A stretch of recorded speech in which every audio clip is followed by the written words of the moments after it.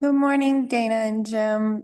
We are just gonna wait about 5 more minutes for Tyler. I just texted him.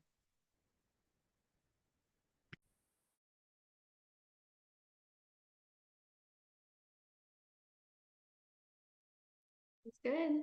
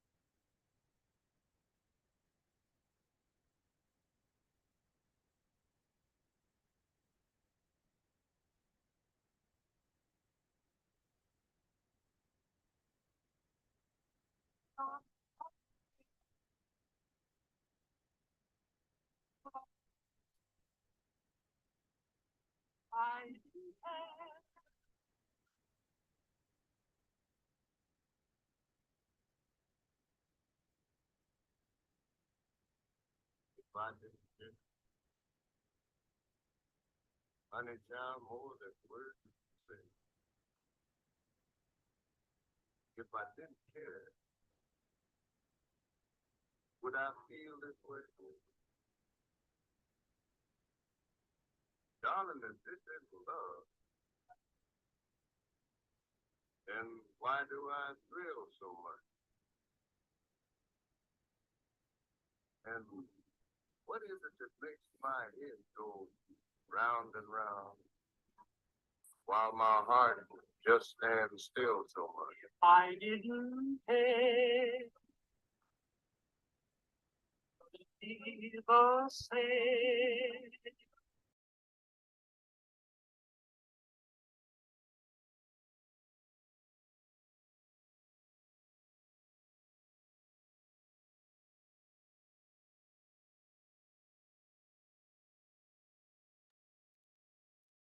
Okay, Tyler.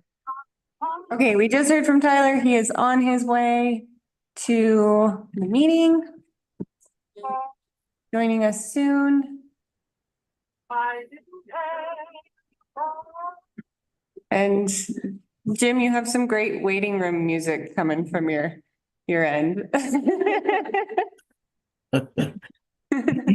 I wish I could say that, but It's making my it's day, the Jim. it's the ink spots. You can't go wrong with the ink spots. The short chair out of the way.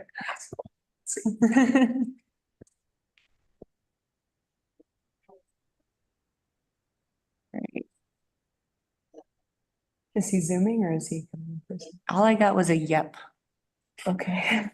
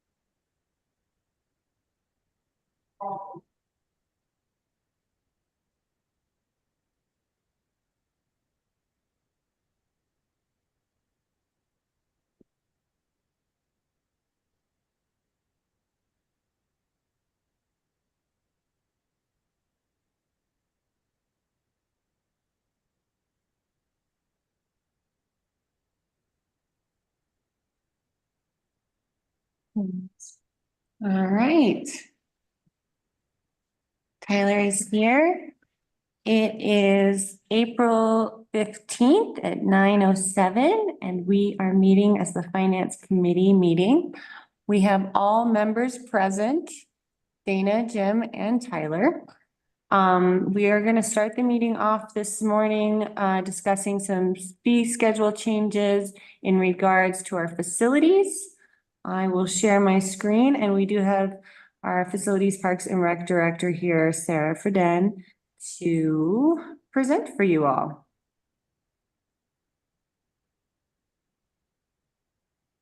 Okay. Yep. Me? Yeah. Can they see the chart? or- Yeah, it's up there. Okay. All good. Okay, so I took a look at the previous schedule that we had for our facilities and pretty much just had the idea that we needed to increase fees kind of all the way around. I'm not too sure how long the fees have been in place, but with the addition of the deck over at Kendall Mountain next year and the amount of inquiries and bookings that we have for weddings, I just thought that taking a look at that fee schedule first would be the most, say lucrative, but the most opportunity to increase the revenues over on that side. In addition to Kendall, we took a look at Anisi Park. There's been a lot of interest in renting the park this summer. Going to other mountain towns and kind of seeing what their venue spaces were like with the concession area and park structure, and with a stage. It felt like this fee structure was a little more in line for what we should be charging over there. So between Kendall and Anisi and a few changes with Town Hall, not a whole lot being made other than just slight increases. I'd say Town Hall Assembly, that wasn't listed there. We added that with the addition of the photography fee, the 200 that I felt we needed to be charging outside of business hours. And then the helipad day, an additional day, just had a slight increase. I didn't see a lot of usage in the helipad for the ball field over the last couple of years. I think I saw one contract, so I didn't make too big of a change there. And then I felt like extending the peak season over at Kendall through October was a better idea. We're getting a lot of bookings for weddings now for 2025 over in October. And again, the hopes are that the deck will be at least through phase 1 and 2 by that time. And that would give us the opportunity to have the new fee for anything that we book on the weekends over there. Stop me if I'm going too fast. Does anyone have any questions? No, I'm flying through this. Stop me if you need. And again, just looking through the old fee schedule, there's just so much that needed to be consolidated. It's pretty much standard for what it was before. It's just written in a different language. The reservation policies and timeline are the same. Nothing's really changing there. The discounts that are available are also the same with the exception of the employee discount.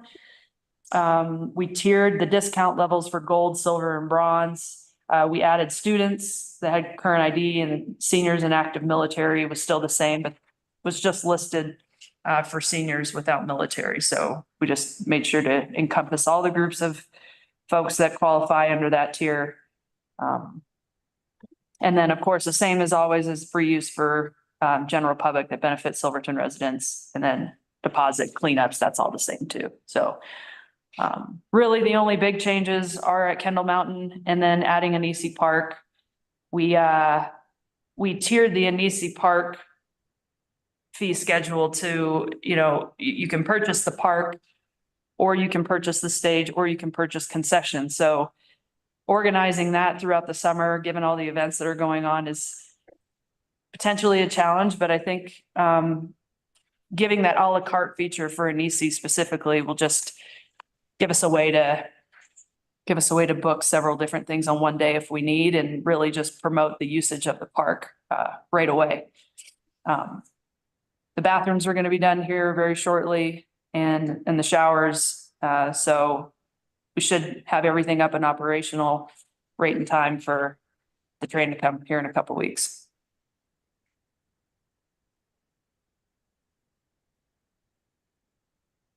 Questions? Looks great.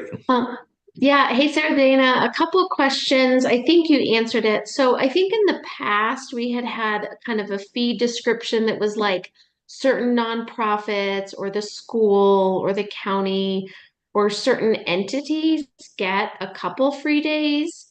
And so have we changed that to just be free use when it's kind of like open to the general public and not selling something? Or how do we balance, trying to promote events and get organizations to do things in the community for the community with also needing to cover costs of the facility? So can you talk a little bit about that, if we've changed it around nonprofits or organizations? Yeah, great question, Dana. So I think that the way it's written before is 1 to 2, but obviously we've been pretty lenient on that for the school, for the creative district, the chamber, anyone that, is needing to use the facilities. I think right now the plan is just, there is a list that's built into the old fee schedule, and I can add that, to this template. So it's available for quick reference. I think that if we already have something that's already booked, that's a paid business. Right.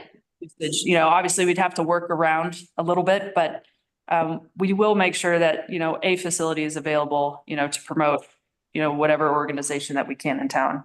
I just think that maybe we should have an additional list here so we know who falls under what category, maybe more specifically. Would that be helpful? Yeah, I mean, we can or don't have to, because our entities in town are changing. I'm just thinking of like, I organize a handful of events, and I'm thinking of things like, hey, Holly from Coffee Bear wants to do kickball tournament at the ball field. Is that the type of thing where, those participants would be charged to use the ball field for that weekend? Or is that the kind of thing that we make available to the community to promote community events? Or like, with public health and with Silverton Strong, we did the resource fair in the fall, and we tried to schedule it, off season, very end of the October month. Or like, what do we do about the bazaars or Mistletoe Market where there are vendors, but yet it's a really community focused event? So I guess that's just the question I have is, are we doing it based off of, are there vendors selling things? Are we doing it based off of, is it open to the whole public? Because I really love the spirit of decreasing barriers for local entities and organizations to host events. I think that that's a real high priority for me from the master plan and just hearing from community members and organizations. But I also know we kind of need a standard of like, well, this entity, if it's the Forsaw conference, do they have to pay, or do they get it if it's off season? It's just all these different groups. So just curious if any of my colleagues have a thought, or if you guys have more thoughts on that with some of those community events. So you're talking about peak off peak? I think that, but like, let's say, I mean, for me, like the public health event we did, we tried to schedule it off peak. I worked with Nathan, and again, we kind of have options for nonprofits or like an entity like public health to do that. I'm just wondering if there's any other events where we're like charging people that maybe we should let have the facility, or not charging when maybe we should. I don't know. Dina, one of the things we've had in the past is the government rate, basically, and that covers Yeah. and it's free. So any government entity is free. to use our facility. So like, public health, the school, that has traditionally been free. We also have our adopted fee waiver policy, that we did, I think, 2 years ago. And that would include things like if they wanted to do an event like, a ball field or something and someone wanted to put that on, that's something that the trustees could consider, as part of the fee waiver event. Since Mhm. those are so nuanced, I think keeping that policy in place and, being able to rely on that for your all's final decision would be great. But if you want to take that off the trustees' plate and make it more administrative, then we would need to come up with some kind of a internal procedure on how to deal with that. But it's up to you all and how you would like us to proceed. I guess it's a question to you and Sarah. And Sarah, I know you've been new in the role, so you haven't seen a full season of rentals, but is your sense that there are new entities in town that we would probably start charging a rate to? Or really the big change is we're just increasing the rental costs for, weddings and kind of other outside events? Yeah, this is really more focused towards weddings Yeah, and events Yeah. outside of the community. yeah, yeah. I should have been more specific about that from the beginning. Your example of Holly renting the ball field, for some kind of recreational usage, like a kickball tournament, something like that, that would obviously be something that we would work in with that. I did see that there was a process, that's involved with the waiver of the facility in entirety. So I would, if it were me, I would just categorize that under free use, for the Yeah. most. Anything outside of Silverton local would need to go, or I feel would need to go through you guys just to see if this was something we'd want to make a move on, or to discount. Yeah, yeah. I think if we can preserve a spirit of trying to make it easy for locals to do community focused events, great. And so minimizing paperwork, minimizing waivers, if there's an administrative way. Somebody's organizing little kids t-ball and they want to use the ball field every Wednesday. Like, let's not charge for that. Or someone's doing an off-season, I don't know, community gathering or potluck or ways that we can make that community facility really available to the community and then also recoup some of our costs for some of these larger events. To me, that's kind of the spirit of the goal. But I'm open to other thoughts. So Dana, would you say that we need to clarify free use is available for meetings open to the general public that benefit Silverton residents? Is that something that we need to expand on? I don't think so. As long as you guys, I mean, that to me feels clear. Like if someone's trying to do a private party, that's different. But if someone's doing something that has been advertised to the whole community, if that's kind of the litmus test, that feels good to me. And it feels pretty broad and inclusive to allow community access. So I was just curious if to me, this seems broader than what we used to do with like, oh, you get 1 free day and you get 2 free days. And so I like the free use if that's as broad as it seems to be personally. But I wonder if you also want to clarify peak and non-peak or, yeah, I don't know. I'm not trying to make this more complicated. I'm just trying to make sure that in our policy, we are inclusive and broad for community events.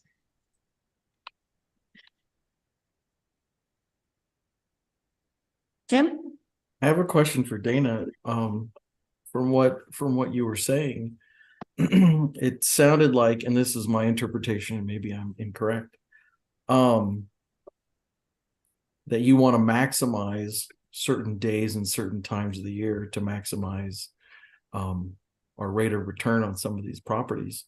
So, and I guess my question would be,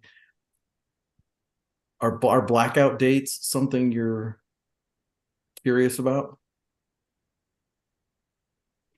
Yeah, that could be a good question.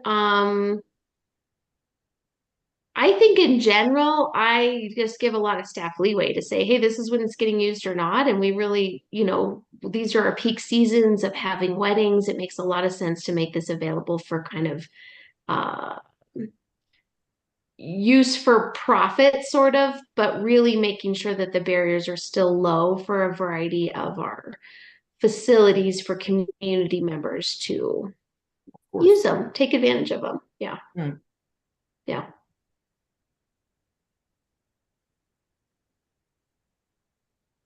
I think it's a great chart. It's good. The employee and trustee discount, that should read annually, one facility, 1 day rate. It's based on availability annually. And again, the only thing that's not for during peak season, right? When we could be renting it out to weddings, especially in regards to Kendall. As long as it doesn't conflict, Okay, so it's still just like on first come, first served. correct. Okay.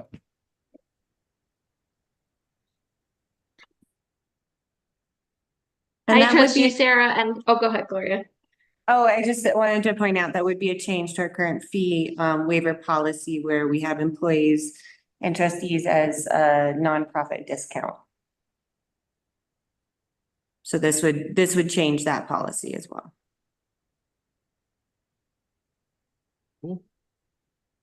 Yeah, I trust you, Sarah. I think you hear my intent. Let's make our facilities available as we can to benefit the community, and then let's, help recoup some of our costs for maintaining them as we can as well. So, yeah, I think this looks great, and I am totally in agreement with increasing the rates. Okay, so Sarah and I was marching orders is to kind of look into peak and off-peak hours again, or days again, and then look at, if we can maximize certain days and times of the year, blackout days and such. So is that kind of the direction here? I have one question then regarding that. So say, and this is pretty specific because this is for the ambulance and we ran into this last year. If nonprofits don't get a discount during the peak season, that would be fine. Could they still rent the facility at full price if they were the first one to reserve it?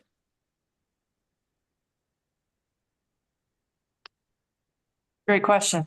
And because we would be willing to do that. Like for our symposium last year, there was a wedding there and they beat us to the reservation, but then there were questions subsequent to that, like, well, if we had been first, like, and I think there was some gray area about whether or not we got the discount, and we wouldn't care for certain events. Like we just need the space, and it's more important to us to, even if it meant paying full price, to have that space available. So just something to think about. Great. And Thank we, you. like I said, in our case, we would be willing to pay full price in peak season. But, I'm not sure what other nonprofits' abilities would be, but just, maybe clarifying that. So.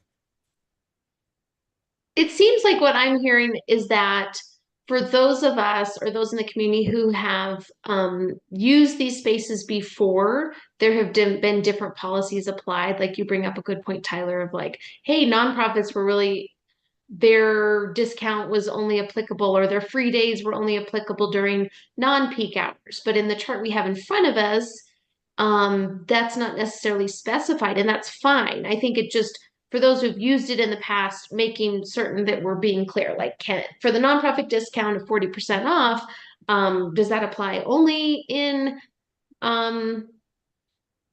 peak, or does that apply in non-peak, or do you get free days in non-peak, or are we just not even talking about peak and non-peak? These are just the fees, and you have peak and non-peak just for the prices for Kendall and the other facilities. So maybe that's where the confusion is.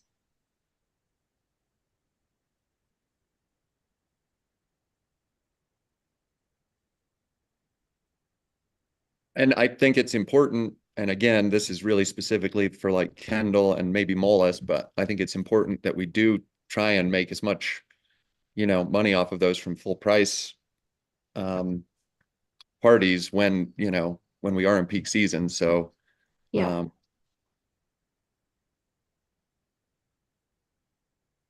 it also seemed like there was a kind of an intention or an outcome that if we encourage some of our local groups to use these facilities during non-peak, then it's spreading events out throughout the year. It's not taking up a weekend when it could be rented at full price. And so there's kind of like a win-win there of, events happening in the non-peak season when everybody's kind of in mud season and getting angsty and needs an event to go to. But not taking from that. But is it fair to say, Sarah, that as we currently read it, nonprofits would get a 40% discount any time of the year, and it's basically first come, first serve. So the discounts would apply regardless of peak season, and the free use applies if it's a meeting open to the general public that would benefit all Silverton residents, regardless of peak season. And there are certain entities, including the employees and trustees, that can get some free days, regardless of peak season. Yeah, I'd say that's a great way to summarize what's listed here. I just want to say again that when I put this fee structure together, this draft, I was really thinking more of, outside the realm of the community, and the community organization. So obviously there weren't a whole lot of conflicts from what I saw this winter season, and everything's been pretty fluid, and I don't see conflicts happening too often, but maybe get through the summer and see. Yeah, great. See what it's Great. like then, but Yeah, I think that's a good idea. let's try this out. We can always revisit it. And if you come up with things that you're like, oh, I'd like trustee guy, I'm happy for you to approve things administratively and like, oh, this benefits community, great, go for it. Have the day. But if there's stuff that you're like, oh, this is starting to get to be kind of gray, I'd love a little more input on that. That's when you could tap into us for sure. And then I had one more question about the Nisi commercial kitchen. Is there a thought, or is this outside of this fee schedule, that there's potential to make that a community resource? Like, let's say someone's doing kind of a cottage industry kind of thing and they're wanting to make, I don't know, some product, and we have that resource available. I don't see the kitchen itself on here. Is that something we're thinking about? that's a typo, actually. It should read non-commercial There's kitchen. no kitchen. It's Okay. plumbed for refrigeration, but you would still have to reheat the food or have it packaged. So Gotcha. thanks for pointing that out. I appreciate it. I didn't see that until it was brought up. But again, this would be, kind of a situation too with free usage. The preschool is asked to do some kind of a pre-prepared breakfast, a reheatable breakfast in the summertime. Yeah. So that would fall under the free use as well. Okay. Great. So we don't actually have a commercial kitchen at Anisi right No, now. not at this time. Gotcha. It is plumbed for it and wired for it, but we don't have the appliances. Yeah. Great. Okay, thanks. All right, well, Sarah and I will, let me stop sharing here. We'll rehash some of these with the issues brought up and maybe get something into the board packet in May. How's that sound? Yeah, All right. and don't make this more complicated if it doesn't need to be. I'm not trying to make it more complicated. I'm just trying to understand what's in front of us. Well, that's why we rely on the collective brain. Thank you. All right, Thanks, Sarah. next up. I believe Melina, you got a couple of memos in here. Yeah, so first up, we've already talked about this quite a bit, the EQR rates, but now we need to kind of tackle how we're gonna implement some of these things that we've talked about both in regular board meetings and finance committee meetings. We did get some feedback from a couple of business owners that were worried about having to pay EQR rates even when they're closed during the winter months, which we discussed being unfair since there are several businesses that physically cannot operate during the winter months, and therefore I think charging an EQR rate would be out of line. So the next steps that we kind of need to tackle here would be writing a resolution, identifying what it means to be a seasonal business in the capacity of EQR rates and how to not charge them when they're closed during the winter. And then I created a little bit of a form there for you guys to kind of review on how we can do this for some of the other businesses that aren't RV parks, because RV parks are the ones that are the most concerned with not being able to operate in the winter. But like you brought up before, Jim, there are several months during the winter where the Grand is closed. And so those months, I also think it would be unfair to charge an EQR rate. And so if we did have just a really simple form for businesses to just let my office know what months they're going to be open and what months they're going to be closed so that we can bill accordingly. And so really, if you're okay with it, then I would like to go ahead and start drafting a resolution identifying what the seasonal businesses are so that we can charge EQR rates accordingly, and I can bring that to the next board meeting. Any questions? No, the form read well.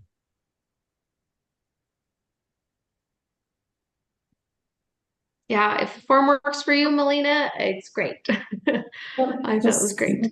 Really, something really easy. We can Yeah. put it on Express Bill Pay so that there's an online version so people can fill it out super simply. It doesn't have to be complicated.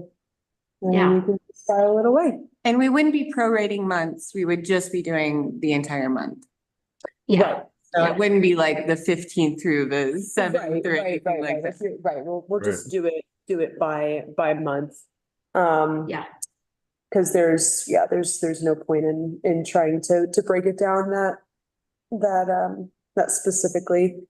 And then for anybody that is watching any of our businesses, that first EQR rate is going to show up on that June-July billing cycle, which is going to be due on August the 31st. Okay, wait, say that one more time. It'll show up on the June-July billing cycle, which, cycle yeah, due August 31st.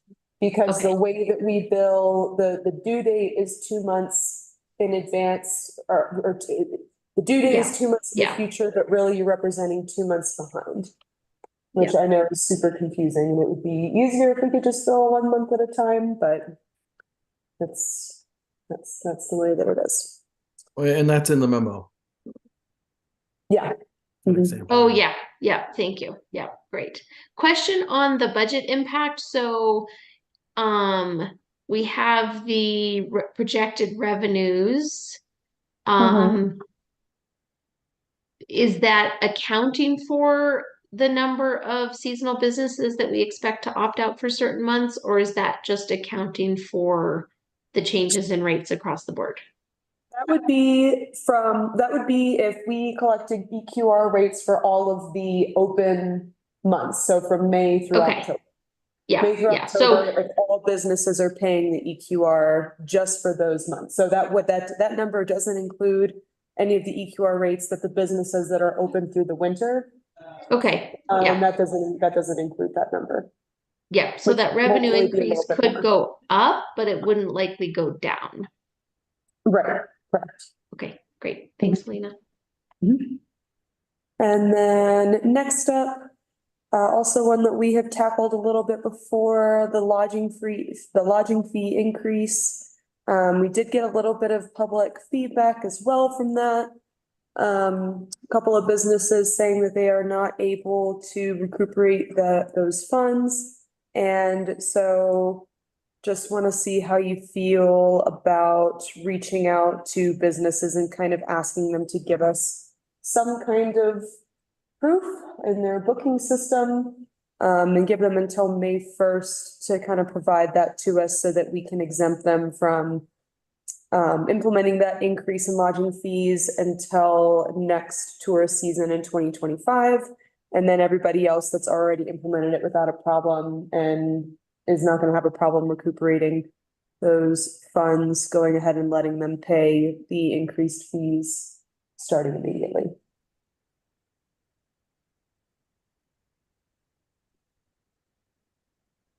Thanks, Jim. And I would be able to have that list for you by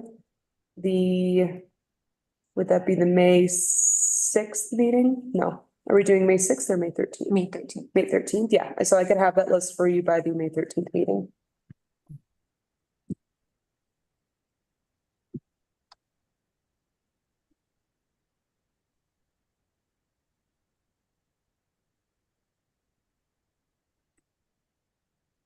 Yeah, sounds good.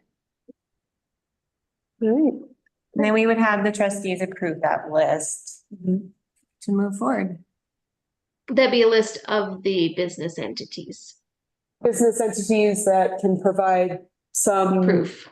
Something that states that they're not gonna be able to implement those rates this year, and that however many thousands of dollars are gonna come out of their own pocket.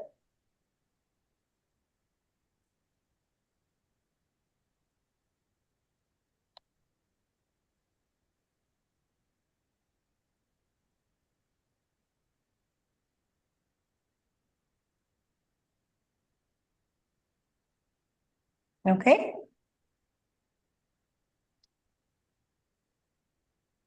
We will present that at the May 13th and we'll advertise that as well, so businesses know that that's out there. Cool. And then moving on to our actuals. Mhm.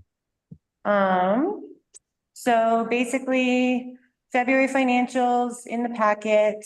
Bottom line is that we have generated 8.4% of our revenue, which is pretty standard for February. And we've expended 13.5% of our revenue. We're 16% into the year, in February. I'll be updating ClearGov website quarterly with these year-to-date financials so anyone can view them. But the first update will be in June because we're about 2 months in the rear for getting our financials. But this year has been a lot better than the years past because I hadn't been able to get like February financials and January financials. We usually start in June. So we're way ahead of where we've been in years past as far as being able to track kind of in real time of where we're at. So this is also our attempt to help. You know, we've changed banks and we've tried to prevent fraud, and this is another way that we're hoping to flag anything if we were to get pinned with fraud or anything, so. Thank you. Are you finding that it's manageable to kind of be managing the cash flow with those interest earning accounts and staying on top of that? That feels doable. Yes, absolutely. You will be seeing two account opening, well, one resolution to open 2 accounts for our USDA loan coming up here with the Colo Trust, which we can open our short-lived assets fund and our debt service fund through them, but our construction account requires more regulations and that Colo Trust can't meet. So I'll be drafting another resolution to open that up with the Bank of the San Juans for the construction account, but that will all be coming your way soon to the Board of Trustees.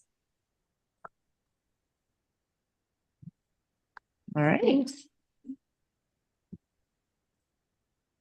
And then any questions on our financials? I'm still working on a better way to present them to you because this just doesn't match kind of how our budget shows it. So stay tuned. I'm working with ClearGov on that and hopefully we can have better printouts for you all in the future. Exciting. It's really exciting. At least they're like portrait oriented instead of landscape. That's always helpful. Yes, and just a reminder, anyone can go onto our website. If you go to financials and you go to, there's a link there right on the financials page that will take you to our ClearGov website where people can download our budget, manipulate numbers, see how they all add up, and look at a lot of beautiful graphs to hopefully Great. I help. actually was getting some public comments in variety of settings about like our water and sewer funds and like, well, we've all been paying into that for so many years. Are you sure you haven't transferred money out of that to the general fund? And I was like, yeah, no, I don't think that's happening. No, we haven't done that. What has been happening was since we didn't raise our rates, that capital improvements line item has gone back to operating over the last at least 4 years. Mhm. Probably more. So that's something Brandon is, he's our consultant for our rate study and is completing it the end of this month, and we'll be presenting to the trustees on kind of what we're looking at moving forward. I'm gonna try and reinvigorate the public utilities committee to help hash that out a little bit more so that you all have all the questions answered before it comes to the board. That's a great clarification. Yeah. So there's times when we've had to cover our operating budget in those funds. Through out of the capital improvements balance. Yep. Yeah. But not just transferring it to the general fund. No, we can't legally do that. Yeah, that's what I said. Yep. I don't think an accountant would let us if we No. tried. That was the All right. clarification I tried to present. And then looking at our sales tax, we are up 19,590 over last year to date. And